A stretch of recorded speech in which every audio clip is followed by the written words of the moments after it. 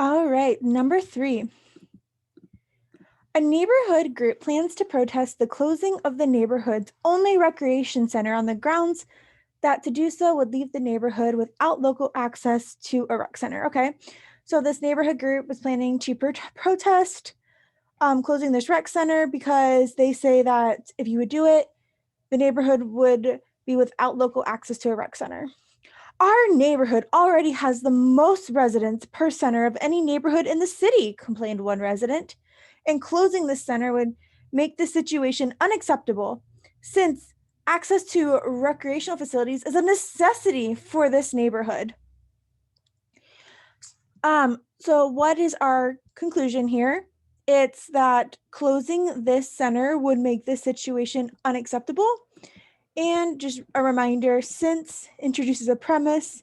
So, hey, why we think that closing the center is unacceptable because access to rec facilities is a necessity or is needed for this neighborhood. It says each of the following, if true. So we know it's a weekend question. The argument except. Ooh, so this is something that's new. So we're saying that 4 of these answer choices is going to weaken it, and one is either going to, well, one is not going to weaken it, but that doesn't automatically mean that it's going to strengthen it. One of these just might not do anything.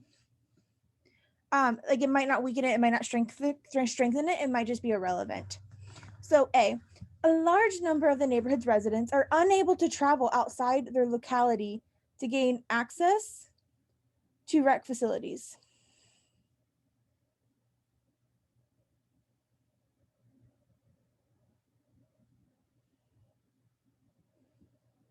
Whoa, a large number of the neighborhood's residents are unable to travel. Well, I would think that would strengthen the argument. So I'm going to leave A open. Maybe it is really that easy. B, children, the main users of rec facilities, make up a disproportionately small segment of the neighborhood's population. All right, so B would weaken this because it's saying that children who are, in this situation, the main users of rec facilities make up a disproportionately small segment of this neighborhood's population.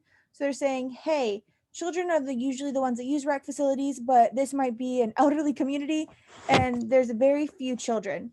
So this answer choice here would weaken our conclusion that closing the center would be unacceptable. So since it weakens it, I'm going to cross it off because I'm looking for 4 answers that weaken it.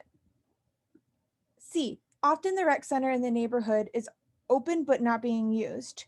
Yes, so this is going to weaken her argument as well because they're saying, hey, it's always open but nobody's ever in there. So that would weaken her argument. So I'm going to cross C off. D, programs that are routinely filled at other rec centers must be canceled at the neighborhood rec center due to lack of interest. Yep, once again, if this were true, this would weaken her argument because it's like, hey, we plan all these events and nobody shows up because nobody cares. So I'm going to cross D off.